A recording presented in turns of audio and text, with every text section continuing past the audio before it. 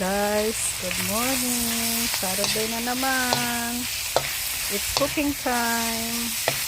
Magluto tayo ng adobong sitaw. Ang sahog, bacon. Kaya lang, palabasin muna ang mantika ng bacon para yan na ang panggisa natin. Para hindi masyadong mataba ang ating sitaw. Yan, lumabas na ang mantika ng bacon. So, see?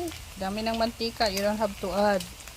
Later, we'll put the bawang and sibuyas.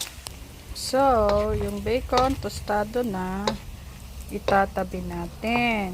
And then, we will put the bawang and the sibuyas together. Para yung bawang